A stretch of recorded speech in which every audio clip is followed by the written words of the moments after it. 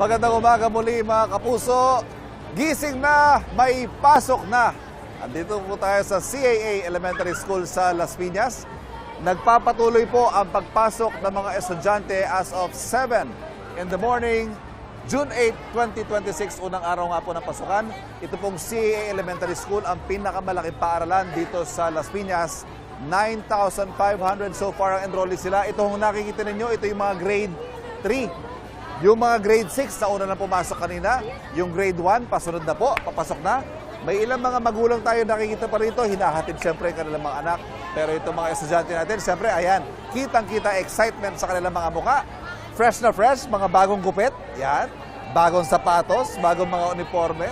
Ayan po sila, facing the new school year with enthusiasm. Pero, siyempre, lahat pong ito hindi mangyayari without the help and the work of our teachers para po kumustahin natin ang ginawa nilang mga paghahanda and the school year ahead. Makakausap po natin ngayong umaga ang principal ng CAA Elementary School, Dr. Lara, sir. Please join me. Dr. Rolando Lara.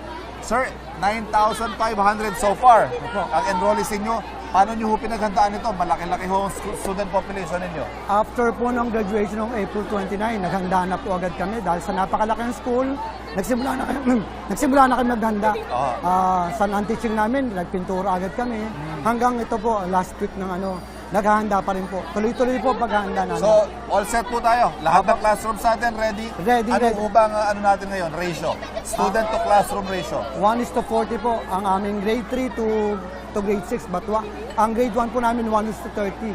Good to know. So, hindi sila masyadong crowded. Opo. Shifting po. Ano ang shifting natin? 2 shifts lang po, isang AM, isang PM po. Okay. Ayun po. Sir, napansin lang natin, meron silang walk-through metal detector. Opo. Ang school premises po, syempre, a school is a safe space. Opo. Bakit po natin naisipan maglagay ng mga metal detectors? I understand, third year na po ninyo ang ginagamit ito mga ito. Yes po. In the previous years po kasi may mga incident po sa high school na even elementary po may mga isolated cases kami. Nagdadala ng patali pag may mga kaaway.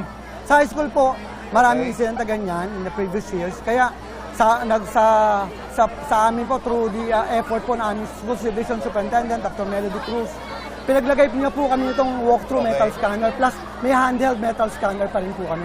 In addition po. So nakakasiguro po yung mga magulang natin siyempre at yung mga mag-aaral dito na safe space itong paaralan. Walang mangyayaring, walang pananakit na mangyayari dito. Of course, that's what we're trying to do. Sir, ngayong year po ipapatupad yung 3 terms. Please tell us about that. Paano po magiging adjustments ito? Una po, naganda po ang SDO Las Piñas. Kinapacitate po ang teachers. Nagkaroon kami ng orientation, ng seminars po. Then, kami naman po, binaba namin sa paaralan. We capacitated, nag-orienting kami sa aming mga magulang na sila po ang nagpaliwanag sa mga anak nila. Ngayon po, first day, itong week na ito po, opening block.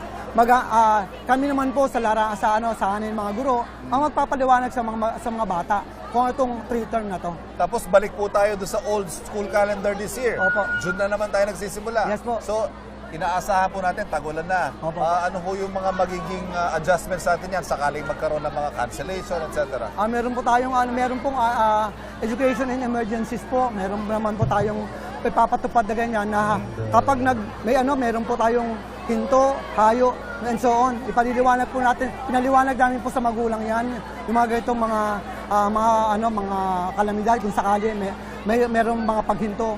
At hindi po hinto ang education kahit kung may kalamidad. Ayun nga ho, I was going to go to that point dahil inahabol po natin siyempre yung kakayahan ng mga bata, mababa yung functional literacy daw ng mga mag-aaral na Pilipino. Ano ho ang gagawin natin this school year para to make up for that? Dahil nga to sa 3-term calendar po, 3-term school year calendar, nakafocus po tayo sa more of instructions. Kasi po, not so much of the extracurricular. Ilalagay po natin sa ayos yung instructions. Mas mahabang turuan kaysa po sa mga extracurricular activities. Ayan. Good to know.